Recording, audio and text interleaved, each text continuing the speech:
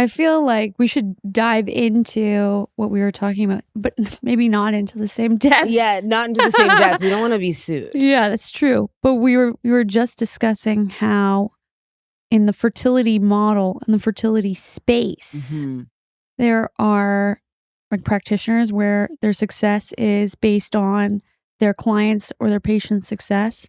And then there's, corporation and Yes. and the way in which one is looking for investment and I feel like capitalizing on it. Like, I understand that, like, we all are here to make money. Like, this is what I do for a living. It's what you do for a living. And it's an exchange. It's an energetic exchange. And I think that it's such a sensitive topic, too. Yeah. So to take advantage of people in this time, it's easier because desperation in some cases, makes people say yes to things that if they weren't at that point, they might not. Yeah. But to take advantage of a person at that point is like the worst thing you can do. I mean, like, whether you believe in hell or not, like, there's a special place in hell for people like that. Who take advantage of the vulnerable. Yeah. Yeah. It's just not, because you can still make like loads of money, like wild amounts of money, and do it in a way that is like client, patient centered. It's when greed steps in. When everyone wins. Yeah. It can't just be one-sided. Exactly. And I feel like that's a problem with fertility. Oh, yeah. And women's health generally. And it's all over the map, too. Like, it's like, I say when I'm like coaching clients, I'm like, okay, we got to find the right fertility clinic. But they'll be like, this happened at this one and this happened at this one. And it's like, my God, we're running out. We are running out. Places. I have a few really good ones. Yeah, pass them along. Keep them in my back pocket. Yeah, like send people there. Right now, they're gonna get upset that I've said this, but I'm loving Tripod. Really? Loving. Okay. Sit down with the patients. They take their time. Yeah. This is not sponsored. In fact, the doctor just told one of my patients that he has to talk to me so that I stop telling people about their clinic. So wow. I really took that advice to heart, and here we are. I love that, though, because now I know who they are. But I mean, it's hard to find a clinic that like will sit down and treat like the woman, because so much is like in a lot of these clinics, it's all about the egg. And I think, again, it's like very much, again, not focused on the woman. We never focus on the woman. It's always on the egg or the this. And it's like, what about the thing carrying the egg? You put a good egg that you get from a donor, or you work really hard to harvest and PGT test and do all of these things, then you put it into a body that's not ready, the result is probably going to be the same. Well, it's also, I don't think that there's a good understanding of eggs generally. No. Like, so I have a lot of patients that come who've had cancer. And they come to me because I am your last resort. Yeah.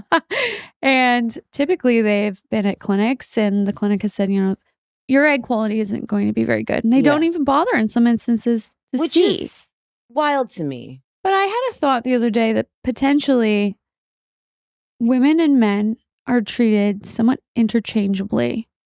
And so when you think about gonads, so like sperm coming from testicles and eggs coming from ovaries. The eggs are already present in the ovaries, which a lot of fertility clinics and I think even oncologists might think is a disadvantage. Yeah. But it's not. But I just don't think that, like, I think the simplification of like, well, eggs just age, but it's like we cut and heal.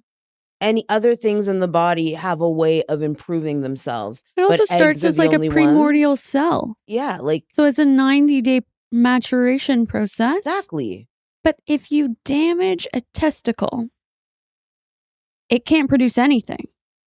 And so I think there's some confusion about how much damage occurs to these eggs given extreme circumstances like chemotherapy or binge drinking or just recreational age. drug use in your 20s. I mean, like everyone.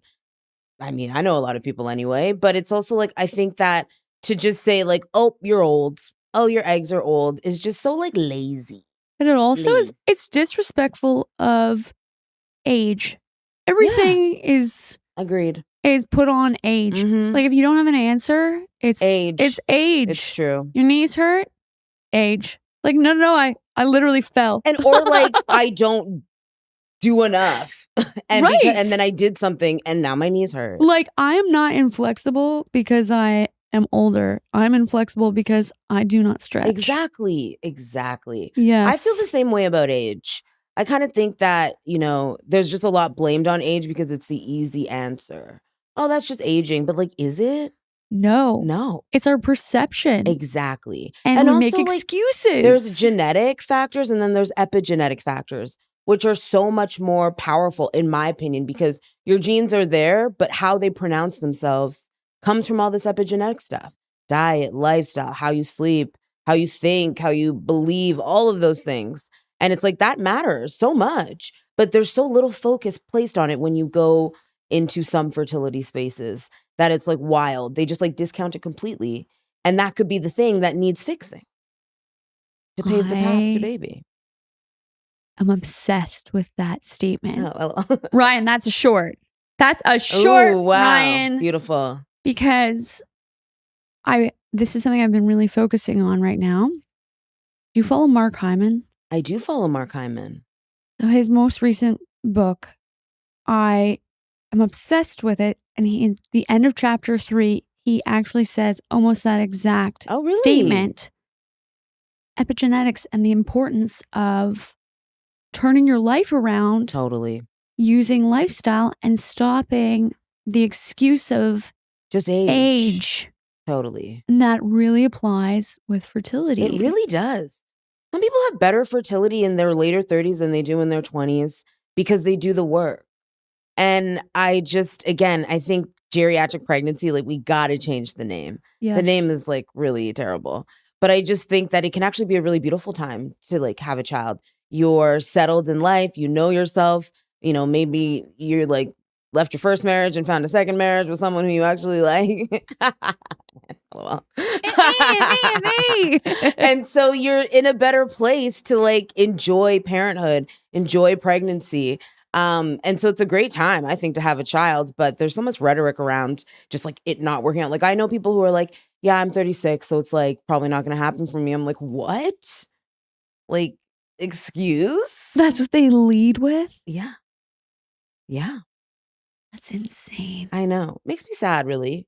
Especially because that's not even a real opinion. It's a societal one that has been pushed on them. Well, and it's so that you pick like a fuck-ass partner and settle and have a baby early. It is like 100% patriarchal, the reason they tell us that and drill it into our head, but teach us nothing about cycle syncing, balancing our blood sugar, our gut health, and how that relates to fertility. Because they're like, no, just choose that guy. Yeah. That probably sucks, honestly, if you chose him when you were 21. 100%. Frontal lobe. Nobody's frontal lobe is developed. I'm the product of a non-frontal lobe developed marriage. But I'm also the product of a frontal lobe developed second marriage.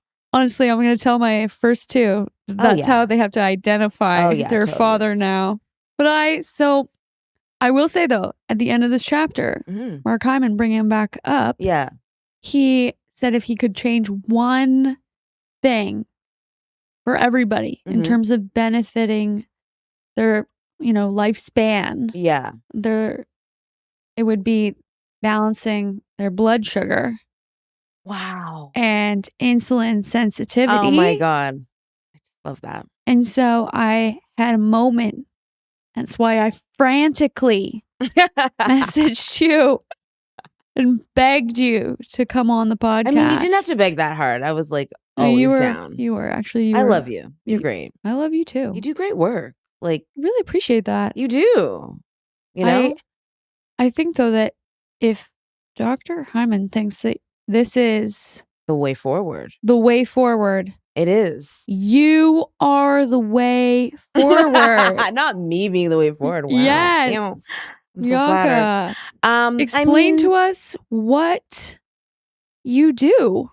Because you were a chef when you first started to see me. Yeah, I mean, I was always a nutritionist, but I kind of like wrapped the chef thing or the nutritionist thing up in just like trying to be a good and like diversified chef. So, I studied like special diets, gluten-free, vegetarian, vegan, which I like vehemently don't support anymore, but I did at one point. And also like pregnancy diets and things like that. But then I like moved from Edmonton to Toronto to be on TV. And when you get on TV, the point of being on TV is to leverage it to work with like brands and sponsors. And so I kind of had to put the nutrition stuff on the back burner because it's not very like advertiser friendly when you're not like a doctor or something. And I'm not. So I kind of just like put it in the back. But then, as you know, I myself found myself ill with like all the things. I had eczema, I had insulin resistance, and I was like, well, all the things I'm trying to do are not working. What the hell? And so I kind of just like went to work, like researching, like going through like the underbelly of the internet and like finding like articles from like, I mean, just trying all the things, listening to podcasts and kind of just finding my way like that. The Glucose Goddess was also like someone who I really loved her book. But I was like, as someone who like went to school and studied nutrition and also studied like the culinary arts, for me to have known nothing about the things that I know now about like diabetes, insulin resistance, and how you can reverse it naturally, like I was just like shocked by that. Angered, shocked, odd in a way. Yeah. Just because it's like, wow, the things they don't tell you. And you have to wonder why they don't tell you that, but I could digress for hours.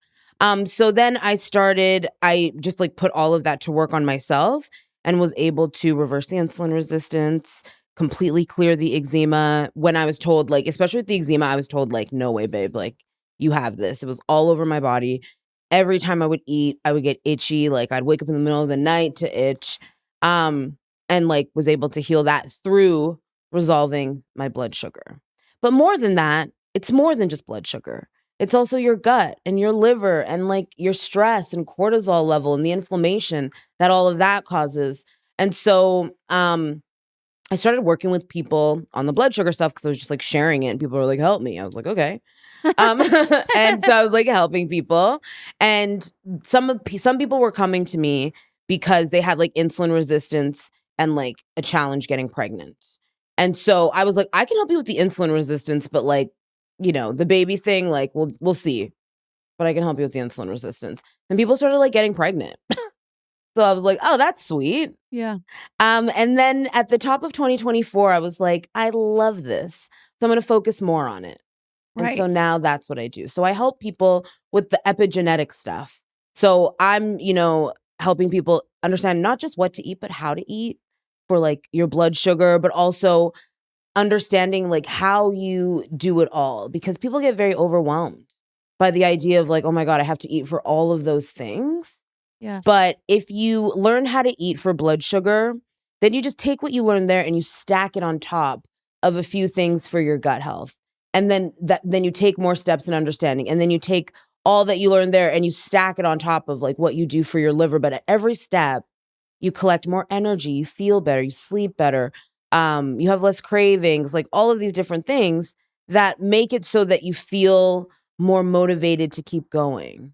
Because early on in the process, if you're just like, I want to get pregnant, you're likely to get very discouraged in the process because it doesn't happen that fast. You kind of got to like give yourself that 3-month, 6-month, 2 egg maturation cycles, give yourself time to really understand and implement. Because a lot of people will understand, but they don't implement very well. And that's where the rubber hits the road. You can know what to do, but not know how to do it. I have an 80-20 rule. Same. And that way, Same.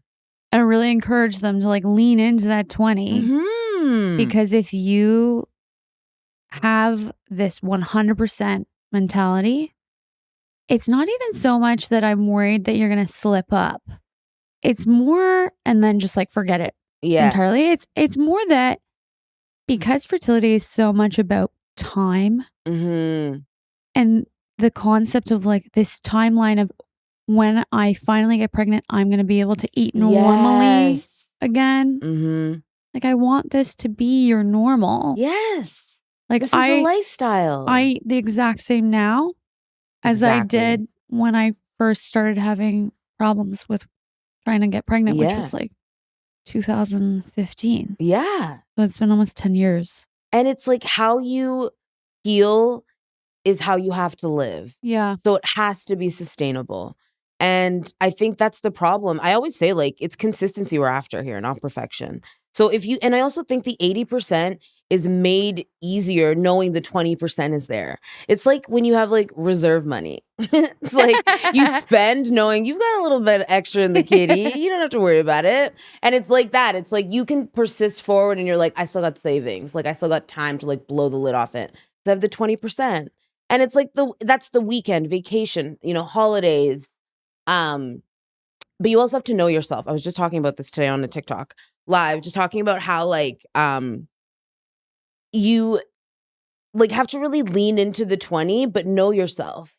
So if you're a person that like loves the weekend and on the weekend it just like falls off the track, then know that on Thursday you have to be thinking about like, what do I need to get prepared so that I can like enjoy my weekend? I can balance my blood sugar.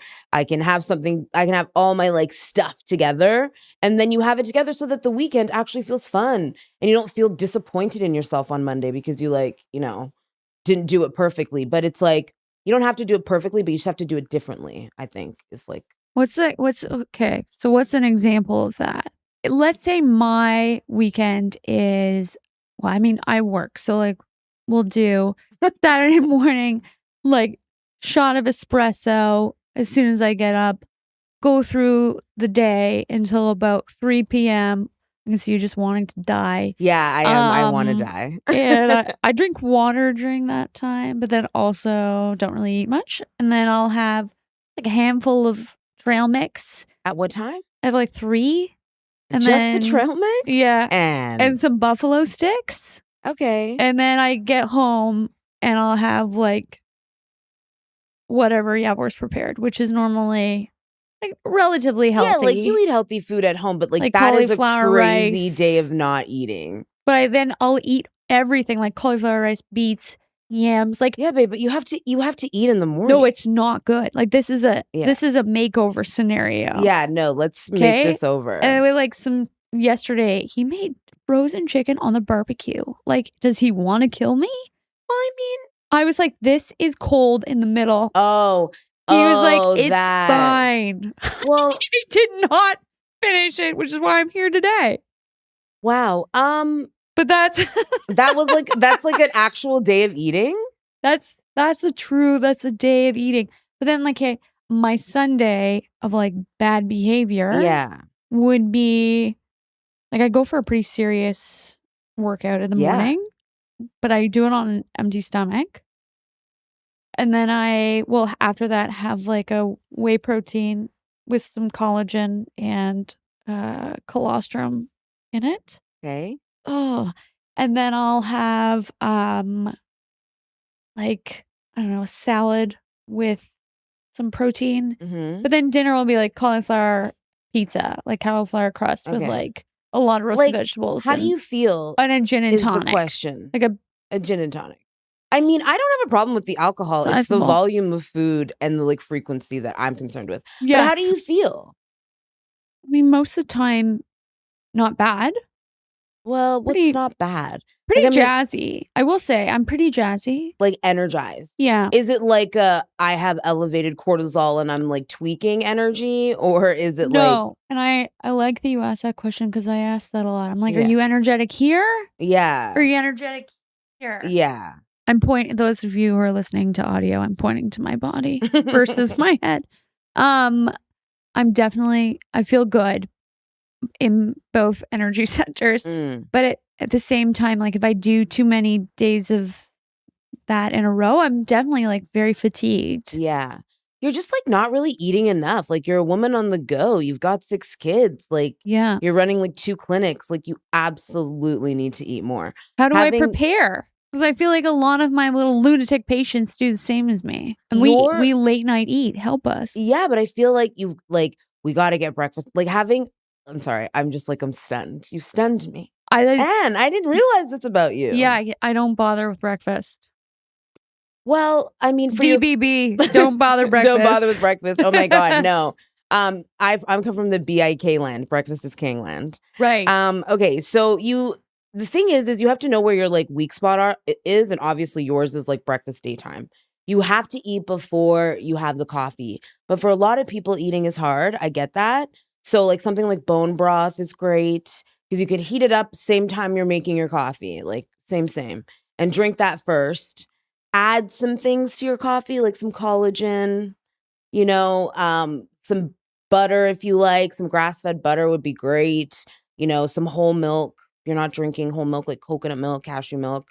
I don't love oat milk, famously. Hate it. I hate oat milk. It's so bad for you. I love how everybody these days, all of a sudden, it's like such a mystery that these oat and rice and wheat crops are being sprayed. Yeah, it's They're like the glyphosates. But it's also like, let's like, be serious. Like, that can't be good. Like, oats are good for you, but like not their runoff juice. Like, please. Also, like all of these crops, of course they're being sprayed. Yeah, of course. Like, and I just, again, I am not here to tell anyone what to eat and how to eat, but except for it's me, like, I if want you that's to do what that you want to do it, but don't do that. But if you're having breakfast, like you want it to be savory, you want it to be within an hour of waking, but like if you put like an egg yolk in your latte, it's so creamy when you froth the milk. It's delicious. I have one every day. Time out. But having bone broth and that. You take hot coffee. Okay. And then warm milk. Yeah. And then you put the egg yolk in and quickly grab like a hand frother and like froth it. I see the TikTokers using these whisks. Yeah. I have a Keurig, which you like pour the milk in and just like turn it on. Just like I'm obsessed with like a frothy breakfast sip. Right. But that will buy you a solid 90 minutes. So you consume a raw yolk. Well, it's not raw. It cooks in the hot liquid. I see. Yeah. So but you're you not gotta be rockying. No, completely. I'm not like Gaston from like Beauty and the Beast or anything. Yeah. But that will buy you like 90 minutes. So there's a lot of people that don't want to eat in the morning, and I get that. Like eating first thing is very challenging when you don't. And it doesn't taste like egg. No, it tastes like the thing you make it. It tastes like coffee. Yeah. And eggs, as you know, are so great for fertility. So yeah, choline. Yeah, babe, we need the choline.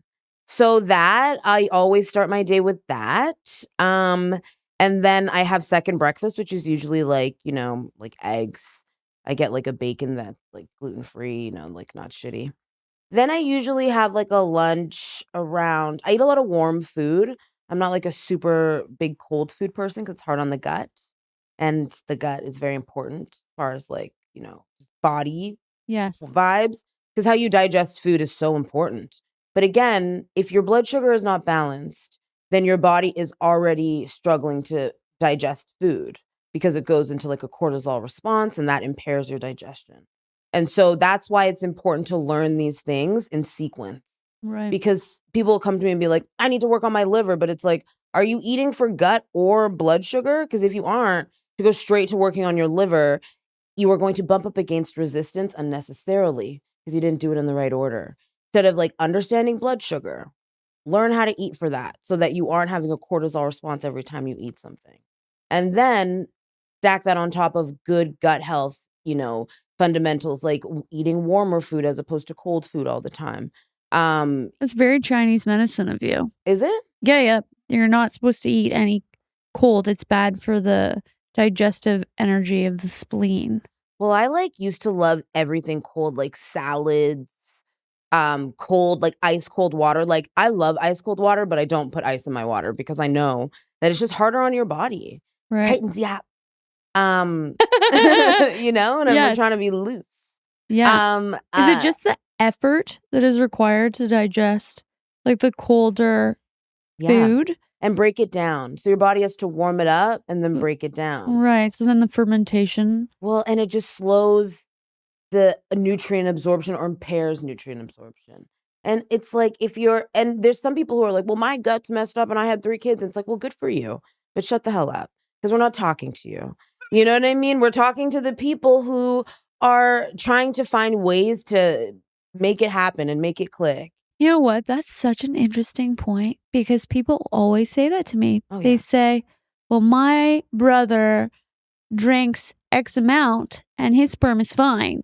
Or, well, my mom smoked and conceived all 3 of her children.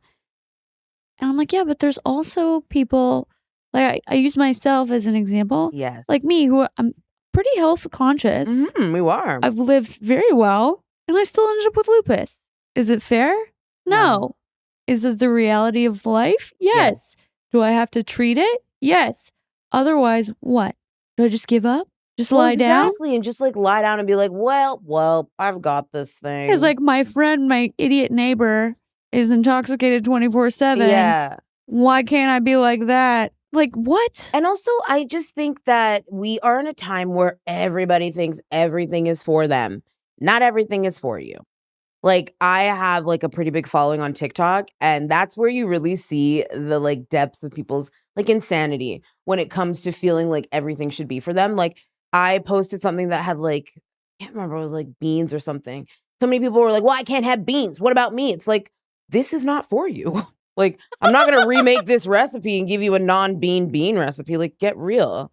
But that's just like, I want a non-bean bean dip. yeah. And it's like, serve me now. And it's like, no, that's not it. And so again, I just think that sometimes people are well-meaning when they say things like that. Yeah. Oh, well, my friend drank the whole leading right up to, and then got pregnant. But it's like, when you say that to someone who is like trying to find solutions, they're already like in the track. Yeah. To say that to someone is actually quite demeaning. Yeah, they're in the micro step phase. Yeah. Like, who is it? The British racing team? Which Do you know what I'm talking? There was like a British cycling team, Mm-hmm. and their coach made them make the most minute changes to every aspect of their training. So Mhm. like, aerodynamics and like even things like haircuts and reducing X amount of weight and trying to, get up this hill that much faster. Like, they seem like such small, stupid changes. Yeah.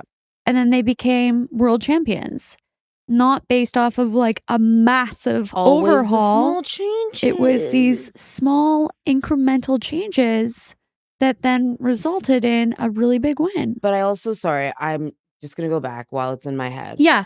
We're on you second. having lupus, you absolutely cannot have coffee on an empty stomach. Like, there's no way. You got to eat something. Help me.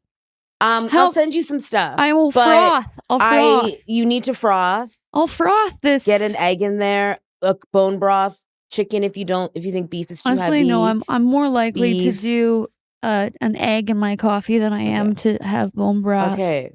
I find the grease in my mouth really makes me just want to die. What kind of grease? I don't know. I feel like, but I was gonna say maybe chicken, but you beat me to I get it from.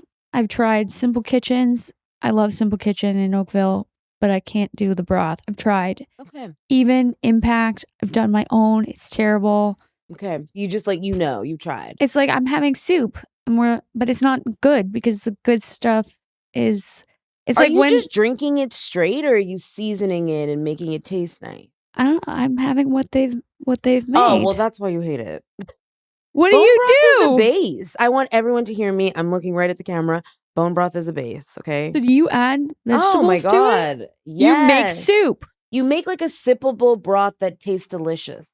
So for instance, one that I like to make is like a lemon with a little bit like lemon zest, a little bit of oregano. You put like little pieces of like feta. You mix it around. So good. Salt, obviously. There's a brown butter bone broth that I make. So you put the butter. I know this is terrible for Ayurveda, I was recently told, but still delicious. But you brown the butter in the pan. I know nothing about yeah, like we're talking about Chinese medicine over here. We're fine. But we brown the butter in the pan, and then you add a little bit of honey, and then you just add the bone broth with salt. Delicious. Very deeply flavorful, but not like oily. It's like savory. Right. If you don't season it, oh my God, it's the worst thing ever. But when you season it, then you're like, oh my God, this is delicious. Okay. Gotta make it delish. All right, I'll try. Season it. Like, what's your favorite soup? Like, even look up your favorite soup. What are the seasonings in there? Use those. Right. I'll help you and then but I'm one of those like losers at Whole Foods who are like using the ladle to try and like get rid of the broth so I can just have like chunky bits of the Oh, soup. you don't want the broth. I just want You like the filling. the cooked soup bits. Stuff. Which is maybe you're not a broth girl. I mean, if that's like how you behave just like Whole around Foods regular is coming soups, for me. They're like, you're the soup ruiner. They're like, you're the one who's It's like draining the you. soup of like ingredients. I mean, I'm the opposite. I love broth. Like I love Right. soup. It's my favorite thing to make, favorite thing to eat, but like a brothy soup. Okay. Yeah. But, and then I mean, I'm gonna like, try this. I'll try your I feel like feta your dinner broth. is covered, but like for breakfast, you got to put the yolk in. You have to have something before 3. Like you're up early. So I have my black coffee. I put in my yolk. You shake it up. And you want to do that fast. Like you don't wait or else the yolk will cook. So it's like in buzzing. In buzz. Yeah. And then I add a little collagen. Collagen if you want. You can add some vanilla, which is also quite nice. Monk fruit. Monk fruit if you're into that. Bah. You know? Yeah. Make it taste like the way you want to taste. Just add in addition to the egg. And I won't get listeria. No, babe. It cooks in the hot liquid. Okay. All right. Yeah. Don't worry about it. Egg yolks are like, I am always making egg yolk recipes for clients because they're so good for your like fertility, your body. For everything. For everything. Eggs are like one of nature's most perfect foods. Yes. Also, not lost on me that we're trying to improve egg quality and eggs help. I like that. You know? Yep. It goes right together. Yes. It's like how beets are good for your blood and they're red. It's a good reminder. Yeah, nature is like not stupid. No. We are. That's the problem.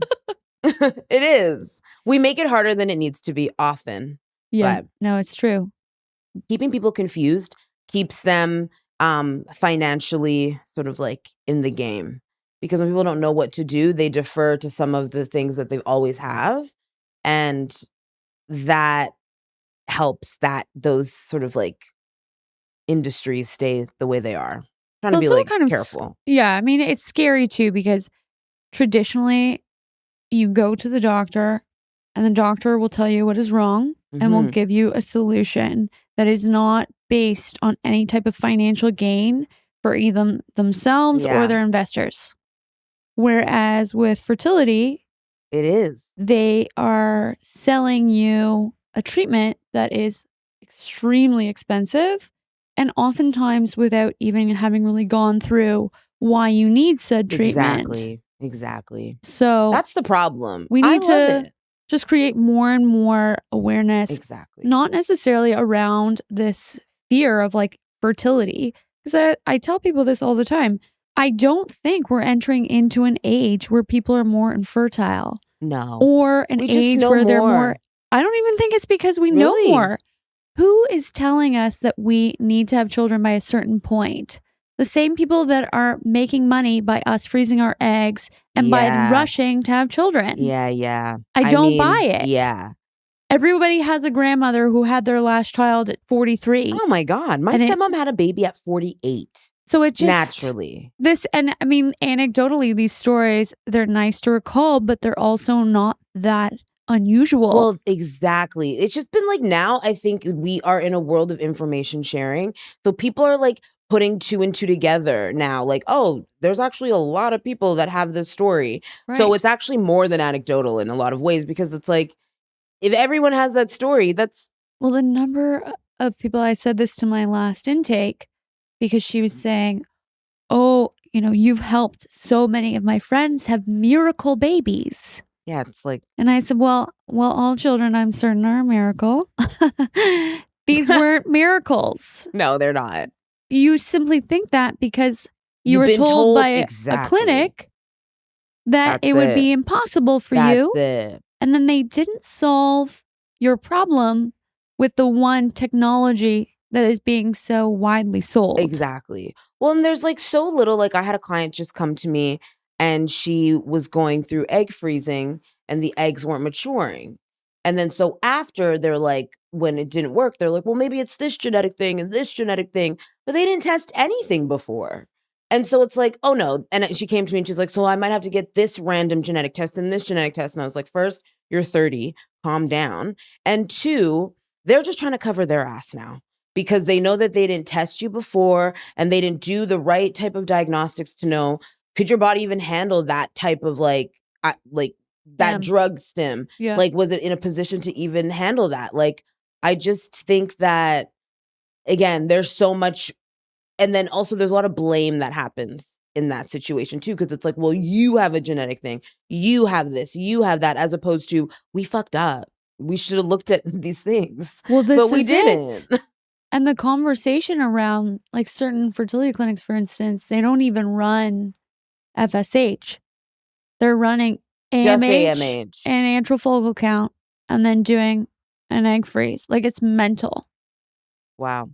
Well, and I have like clients where I'm like, okay, so what did they ask you when you sat down? Just like, if you smoke, if you drink. It's like, and that's it. Yes. So that's crazy to me.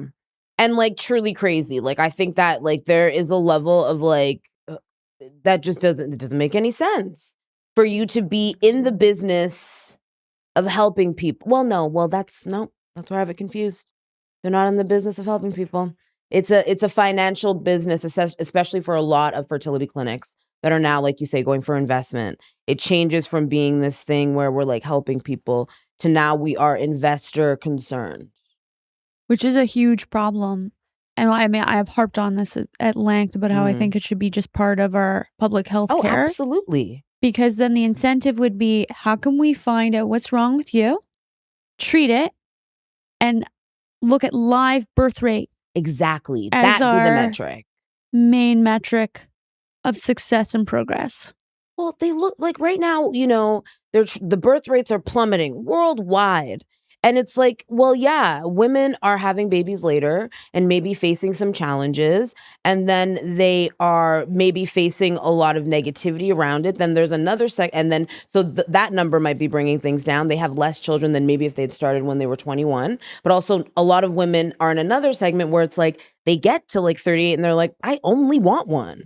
You know, like, I don't want to have a lot of kids. Like, there's like so many versions of that. But a lot of it is because there aren't the like right like social structures. There aren't the right, like, you're expecting people to spend tens of thousands of dollars to get pregnant. And then what? Daycare's also going to break them financially. And then putting them in a good school. And then this and then that and the other thing. And it's like, for a lot of people, I have a few clients that, you know, started and then they just decided, like, you know, with everything, like inflation, all the things, they're just like, no, I don't want to do it. So it's also de-incentivized just from like a social level now to have a lot of kids. I mean, I want a kid, but I was an only child, so I believe in it. But I just like think that there's a lot of people having less kids. The birth rate is plummeting, but the government and governments and are not really being woman childbearer focused. And so that's why we're less likely to do it as frequently as they need us to. Like, pay me money. Like in Norway, they pay you money when you have a baby. It's a really toxic just environment, even from a physiological, physical, environmental standpoint. 100%. And like our diets, like to bring it full circle. Oh, yeah. Are so carbohydrate focused. Yeah. To the point where, I mean, I know I don't eat breakfast, but when you do eat, I would never start with like a bread, sugar. No. Well, the way we're sending children to school now, and what's with available, sugary cereals, and like, you know, oat milk sometimes, and like people will be like, yeah, like starting their day with like an oat milk latte and like a bagel. It's like, hey, tell me what happens in that scenario and why it's bad. So that is bad because coffee, causes like has a natural stress response in the body. That's part of where the energy is derived. Not all, but like that's just like very simplified example or answer. And then so you're already sort of having this like stress glucose response based on that. And then when you have oat milk, which is oats, the water of oats, plus a lot of other like binders, fillers, things that aren't good for your gut. And when you have oats, like the food, and you chew it, at least the fiber is helping mitigate the like sugar just hitting your bloodstream. Right. But when you just take oat water and then add all these other things to it, and then you drink that, that's going to spike your blood sugar like high, off the charts. So then you think, oh, well, that's just the latte. Now we have to talk about the bagel. And the bagel, even if it has like a skiv of cream cheese, it's not enough That's just carb, like sugar. Your body doesn't say, oh, that's a bagel. Like TV says that that's like a good source of breakfast. Your body is like, thank you for the sugar. And so you're going to go up and you'll have energy and you'll feel good while you're drinking it. You'll feel good while you're eating it. But in about an hour and 15 minutes, you're going to feel terrible, tired, can't keep your head like above, like you need another coffee. And it's because my blood sugar has crashed. And that's called reactive hypoglycemia. But what people don't understand is like if that keeps happening over and over and over with other lifestyle things stacked on top of it, maybe your gut health isn't great, maybe you don't sleep very well, maybe also the quality of the foods that you're consuming aren't good, then that's going to lead to insulin resistance, especially with the type of food and processed foods people are eating now, because that also puts a lot of pressure on your liver to digest that, your gut to digest that. And those are root cause areas. So it's like, then you get the insulin resistance. And now, because we're talking about it a lot, people are really ringing the bell about insulin resistance. But a lot of doctors won't. And you'll kind of just be like, oh, okay. And then you'll get prediabetes. And that's when the alarm bells start going. And then if you don't do anything at those stages, then it becomes type 2 diabetes. But how you fix all of those is the same. You have to change how you eat and what you eat. Quality does matter, eating your food in the right order. So vegetables first, protein and fat, then your carbs, being discerning about your carbs. Like I had someone say to me like, oh, I can't eat carbs. Every time I eat McDonald's, like my stomach growls. It's like, babe, it's not the carb. It's the McDonald's. It's the plastic. Yeah, exactly. It's the food that doesn't decompose. So you have to understand that like fundamentally, because that's what's going to like, and again, so even if there's nutrients in that like bagel, oat milk breakfast, your body's actually not going to be able to digest them very well, because when you have blood sugar spikes and dips and like, or just spikes and it stays high, or dips because you don't eat enough, that's also a bad thing too. Then your body has an inability to like digest effectively. So even if there are nutrients present, you're not able to take them in. Your body can't digest. It's losing its ability because that cortisol stress response is impairing your digestion. So it's like you're eating that food, but then you're going to feel hungry. You're going to feel like, oh my God, I'm so hungry. I can't think straight. And that gets you into the cycle of reaching for quick energy because you're not stable. So you're like, oh, I need chocolate. I need another coffee. I need something sweet, because your body is like, Mayday, Mayday, our sugar is low. Help me. Right. So then you go for it. So then your natural instinct is to go for something that you recognize as sweet because it'll give you that energy boost. Right. But what your body actually probably wants is some protein, some fat, just healthy foods and vegetables. Yeah, more fiber. More fiber. And so that's why you want to start your day savory, because you start on a nice balanced tick. So you are less likely, not never, less likely to pitch into that low blood sugar that like takes away all your reasoning and makes you start to reach instinctually for really high sugar, high salt foods. Also, if you crave a lot of salt, it's probably you're like thirsty. You also need to like hydrate better, But starting your day is like the most important thing, because how you start is like how your day is going to go. What do you feel in terms of intermittent fasting? That's big right now. I mean, I never encourage patients who are trying to conceive to intermittent fast because it's an additional stress. Yeah. And it's not a good time. Like what you gain from potentially like balancing sugar. Yes. You lose by the increase of cortisol.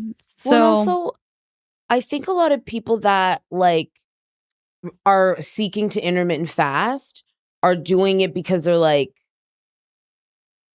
they think that it's going to be the like silver bullet that a lot of people say it is. Yes. But I think if they were to do the work of like lowering their cortisol, that's probably high, which is maybe why they're weight loss resistant, which is why they want to intermittent fast or something, or, they balance their blood sugar, and like, then they might not want to after, because they might have achieved and start feeling the results they want to feel without having to ultimately calorie restrict, which is what intermittent fasting is. It's other things, but for the people that look to it for weight loss, calorie restriction is like one of the big points of it, or the inability to eat as much in a day in that window.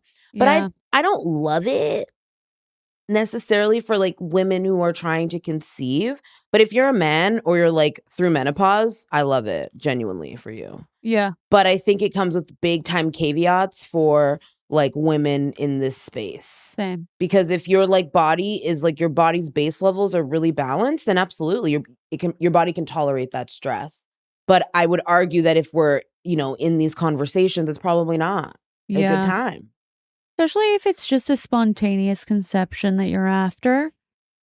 Trying to, like, essentially, trying to make yourself ovulate on time at a regular interval requires that your stress, your cortisol level isn't spiked and suppressing your estrogen, thereby delaying your LH surge. When I suggest to people that they try to get 110 to 120 grams of protein a day, they're probably gobsmacked. Like, how are you going to do that when you've got one meal to do it? Yes. Like, what are you doing, Popeye? Agreed. Actually, I guess he's mostly eating spinach, so he's getting nothing. I mean, but he's also a dude. Like, Popeye could eat that and like just, no problem. No problem. But that would be really hard.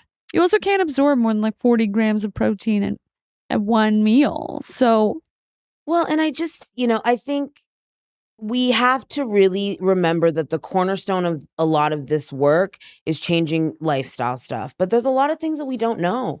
We aren't taught. Like, I'll sit down with people and again, say the thing about like not drinking coffee on an empty stomach and eating at like regular intervals and like balance and all that. And they'll say like, no one's ever told me this before. So this way of eating also helps with inflammation. Do you have like specific dietary recommendations with clients that are coming for like PCOS? I imagine you're like the guru of all gurus. I mean, I definitely do a lot of work with PCOS and insulin resistant PCOS as well, and insulin resistance obviously, but insulin resistant PCOS is the most common type. Yes. And then post pill, but I hate that term because I feel like you were put on the pill likely because of whispers of PCOS as a young person. And so now they're saying, oh, you have post pill PCOS, but it was probably always there. Yes. So it's like, don't say post pill, just like pre-pill, developed during pill PCOS. And yeah, I do think it's interesting that a lot of patients, they're done a huge disservice by this old concept of PCOS just being, bearded women who can't lose weight with acne. Totally. With no chemical work has been done to determine whether or not their blood shows signs of insulin resistance. And most do. Absolutely. Most do. And elevated AMH is just like one small and high factor. Androgen count. And like there's so many different markers. See that very, like, it was just so funny because a lot of the time this high testosterone, type of PCOS patient is who I think most GPs is trying to treat. So they'll look at their very lean, clear-skinned, non-hairy patient and say, what do you mean you think you have PCOS? Yeah, it's so true. And it's like, well, so true. Their androgen levels or are they'll normal. They'll be like, oh, you have silent PCOS. It's like, I would argue that someone wouldn't call it that. No. That's experiencing it. Like I heard someone come to me, they said I have silent PCOS. And I'm like, well, what does that mean? What do you mean silent? And she's like, well, it doesn't show. And I'm like, well, do you have heavy, painful periods? She's like, yeah, I'm down for the count. Like, they're long cycles, like all these things. I'm like, well, that's not silent. Right. Let's not demean it. It's very loud in someone's life. In a lot of these cases, it's like, yes, you might be ovulatory, but it's not frequent or it's not like a regular intervals. Well, so, and also, like I have a course called the Fertile Flow, and it's like an 11-week transformation, I like to say. And within that time, people aren't necessarily all getting pregnant over the 12-week length, but they're starting to get periods that like come without being medicated. And I think those are the metrics we have to start really focusing on in the beginning, because those are the motivating ones. Because it's like, if you're just looking for that end goal, and that is the end goal, of course, small little milestones are what keep you propelled forward, because you're like, oh my God, my period came this month on within the same interval as it did last time. Like, that's huge. I love that. I do the same thing, but with even smaller little markers. Like, I want you to look for cervical mucus. Yes. I want you to try, like, how is your digestion, rank your bloat scale 1 Mhm. to 10, and, like, keep track of that. Are you spotting? Like, I have a whole list that, and then at the end, if you haven't gotten your positive, we can look back and see, okay, well, where are the points of win? Yeah, Like, totally. show me, like, 'Cause there's no, gotta be wins. there's There's so always many, and there's wins. so many. Yeah, it's true. People were like, "Oh, I got my period." And I'm like, "And is it excruciating?" And they're like, "Well, no, but who cares? Yeah, but it's I'm like, not pregnant." that's I'm a like, healthy "But you period. couldn't function last month." Yeah. Like, that is a big deal. Yeah, that's a huge To go deal. from perishing to not even taking anything.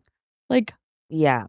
And I think that, like, too, we have to ask ourselves, when the period is not like, we're so lucky to have a period, I believe, because it's a vital sign, but it's also a luxury when you think about it, because it's like when the body isn't well tended to in other areas, that's one of the first things to sort of like go or respond. And so when that's not a priority for the body, we have to ask ourselves, why is the body not prioritizing like fertility or reproduction, and how do we give our body everything it needs so it has extra for this luxury? I like that. Yeah, man, luxury. That's a good turn. Yeah. How does eating with my blood sugar in mind benefit the endometriosis patient? Um They have a special place in my heart. I know. I actually just wrapped up a endo client, and we had some big wins as well. Amazing. So with endometriosis, it's really important that, like, I'm sure you would agree, the liver is well tended to for processing of all these excess hormones and stuff. Like, processed foods of any kind, out the door. I think the need to be super, super strict, like you see some people doing like really, really strict diets. I don't think that's necessarily, depending on the person. Coffee, if there's coffee, it's like you've eaten a lot. You've like made sure that like it's never on an empty stomach. It's not even on like a bone broth stomach, honestly. Like, because the cortisol response and then the inflammation as a result. So that's why blood sugar has to be really well managed with endo. The response and the inflammation that happens from poorly managed blood sugar causes inflammation. Endometriosis is already very inflammatory. So you're adding to it and making it more exacerbated. And so, Yeah, because it's an autoimmune disease. yeah, exactly. And like the inflammation that happens by virtue of what you eat and probably how you eat it is going to make it so, so, so much worse. But also, too, like with endo, you have to be patient as well with like it. I would say it takes 2 cycles of like really well managed blood sugar and the lowered inflammation as a result to start to really feel it from that perspective, like that period, those cycles. But you feel it in other areas. You're like sleeping better. Like if you wake up in the middle of the night to pee every single night, and like a urologist has ruled out your bladder, it's most likely your blood sugar. Because what happens in the night is your blood sugar, if it can't sustain itself, it'll like spike and dip or dip. And then so cortisol is released. So your body believes it's morning time now, because that's a morning wake up hormone. So you have all of the responses that you get in the morning, having to go pee, your to-do list running through your head. And so if you can keep your blood sugar balanced through the night, you sleep better. You wake up, your blood sugar is easier to balance because you're not tired. And then if you eat and have breakfast, then you have better blood sugar balance through the day. So it's like you can experience those things like within like a day or two if you like know how to game it. And you Right. like figure out what you're doing. So how would I eat better at night to balance my blood sugar so that I didn't wake up to pee multiple times through You the would night? have a snack before bed. So you'd want it to be something that was like protein, fat, some fiber, not necessarily fiber from a carbohydrate. So, like vegetable or even like a chia seed. Like chia seed pudding is like a couple of bites of chia seed pudding is like the best bedtime snack. Could someone have a couple bites of anything after 9 p.m.? I would eat the entire thing. Yeah. But But I that's would cannot argue be with you good. that The bad? you are like binging, and I hate to use that term, if sorry, like that triggers anyone, I'm so sorry, but you're eating a lot in the night because you aren't eating enough in the day. Your body's Right. going to get those calories somehow. If you try and like work against your body, it will always win every single time. What if I'm bored and I'm just doing it because I'm bored? Well, Now, find something else to do. like You got what? 6 kids, Anne. You've got stuff to There's do. only so many sitcoms available. Start like Real Housewives. Watch it from the beginning. That makes me want to consume more food as well. Yeah, stress eating, goes watching these well women fight. With Real Housewives. I mean, like, I think pudding is the best I think friend. you need to, before you say it's just boredom, you have to eat in the day to like convince me of that. Okay. Because I don't believe it's just boredom. I think you think it is. Right. Because you're doing it unconsciously. Because you're doing it unconsciously. Hungry. But I think you're genuinely hungry. Also, if you're not eating, like, and again, yeah, you're just not eating enough in the day, babes. Like, that's crazy to eat, like, your first thing at 3. But also, I always save space for it may be working for you. Like, if you feel good. But maybe I could feel better. Yeah. Like, I thought I felt relatively good in university when I was eating chickpeas incessantly, but I was covered in eczema. But I felt good. Yeah. I was itchy AF, but yeah, but you like thought you were doing the healthy thing. Yeah. I mean, I feel like you probably you gotta start trying to eat more and just see. Almost everyone that I work with that doesn't eat a lot and says like, "Oh, I feel great," when they start eating more on like my prescription, they feel better. Like, we're not going to starve our way, or like, and this is not necessarily for you, but like just for people, like, we're not ever gonna like starve our way to health.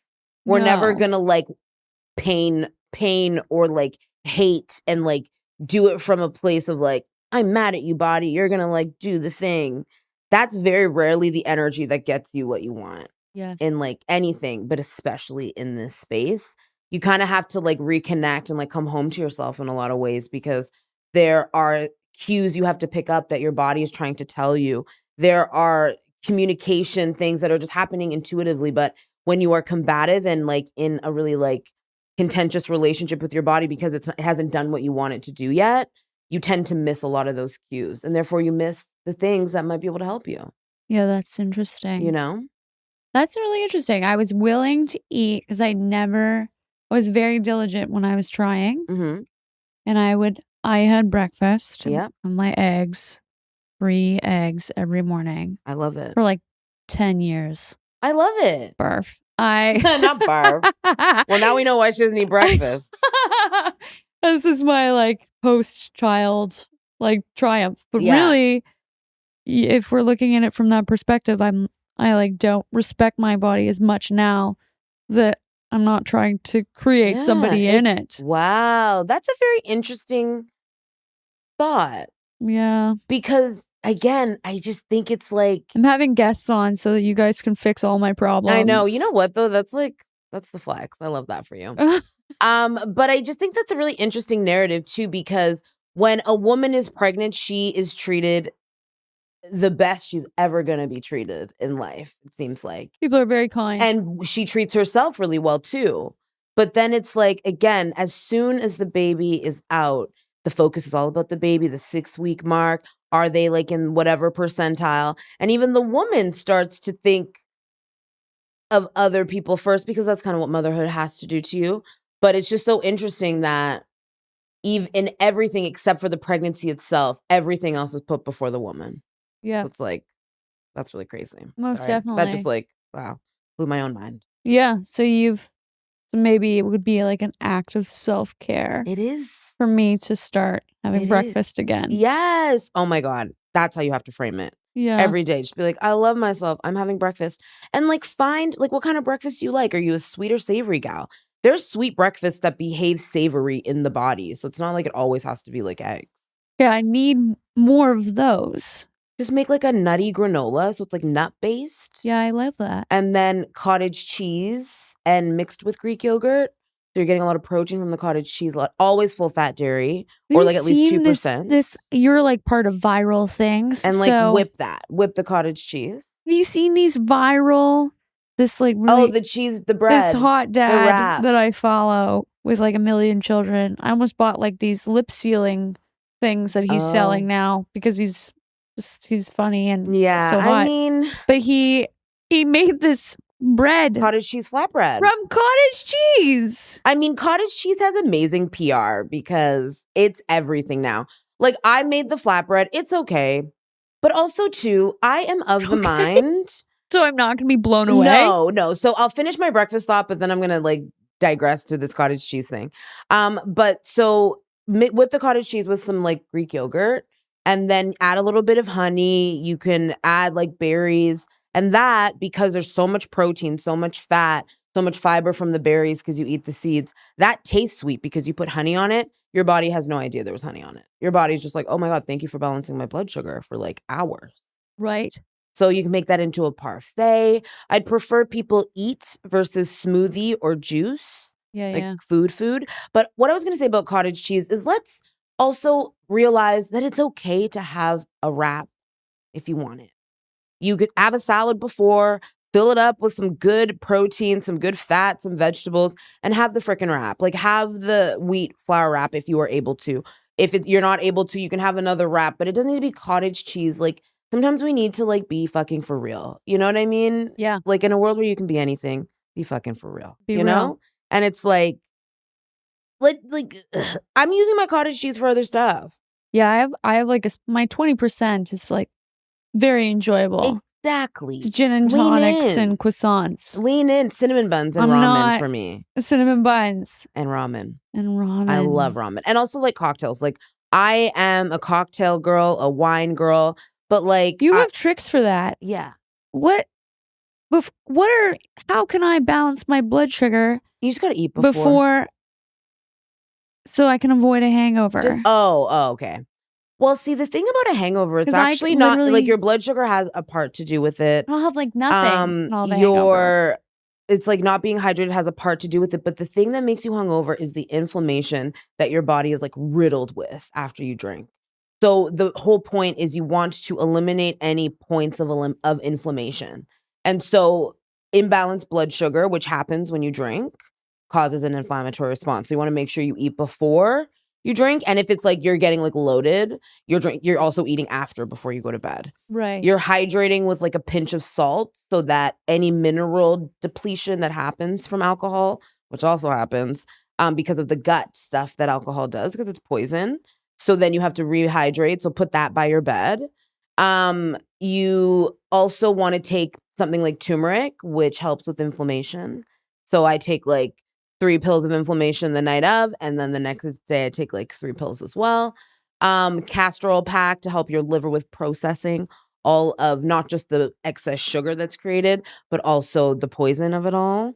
And then the next day you have to wake up and like start with like bone broth, like solid start. Bone broth, eggs, like good quality bacon, like sourdough, because your body's gonna want it, but you don't want to get like McDonald's or something. So people do. They're like, oh, I need a greasy spoon. It's like, no, you need balance. Have bacon, cook it in butter, but like make something that's like legit. What about the argument that if I drank the night before and then I start my day with bacon cooked in butter, that I'm gonna have a heart attack by lunch? No. Well, not the bacon cooked in butter, the egg cooked in butter. Okay. The bacon you would cook on its own and like, make sure you get any excess off, of course. I'm not unhinged. But and also vegetables. I will take your advice. And vegetables too, like vegetables, kale, cucumber, sweet potato is apparently one of the best foods for longevity. Like, just eat real food.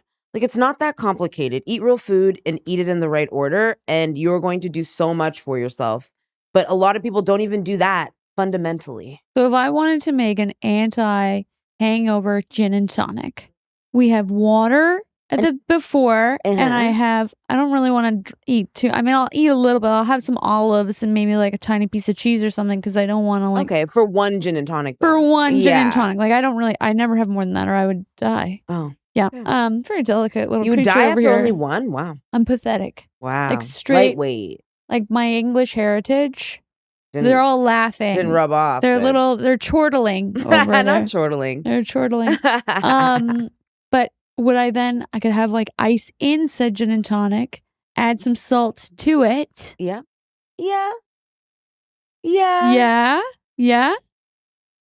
And then maybe have dinner after. Have a liter of. I mean, I'm the definitely dinner, not gonna like castor oil eating past. so eating the olives and the cheese is gonna be absolutely necessary for that order. Okay.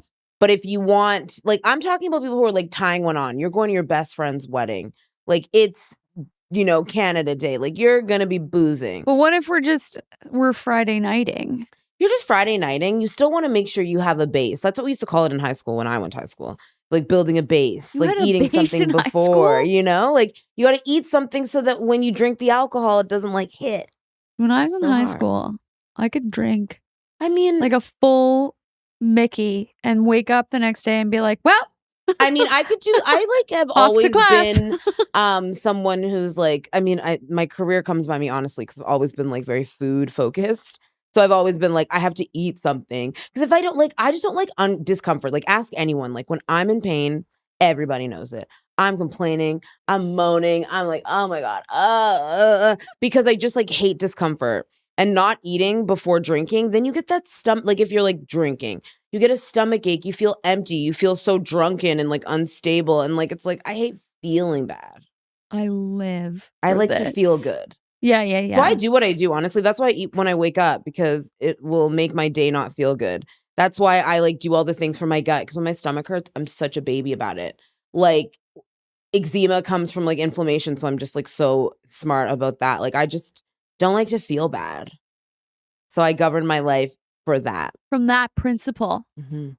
Feeling good. I love that. Yeah. Love it. Feel good, guys. Feel good. Feel good. Where can we find you? So you can find me on my Instagram, bianca.osborne. That's where it all goes down. I also have a TikTok, glucose tips for the girls.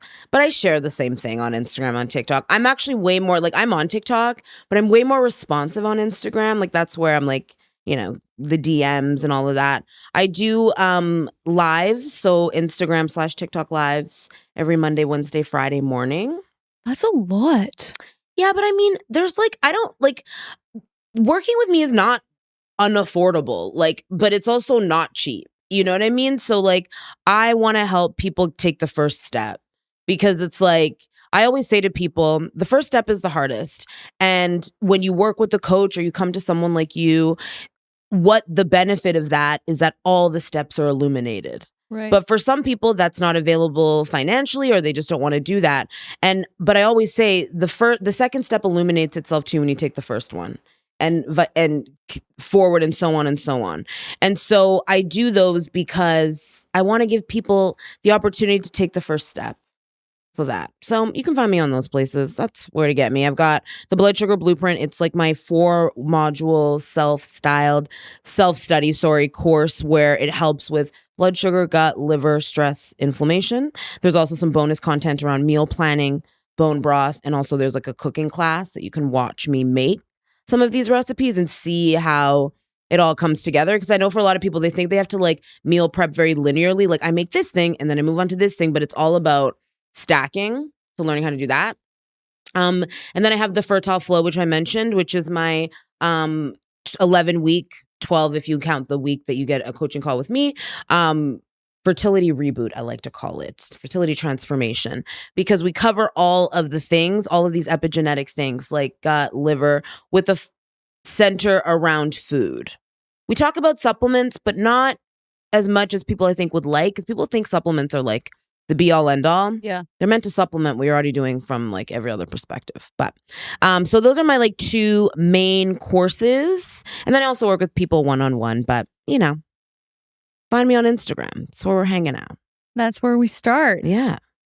Thank you so much for coming Well, on. thanks for inviting me. When you like asked me, I was like, I'm honored. What a blast. I know.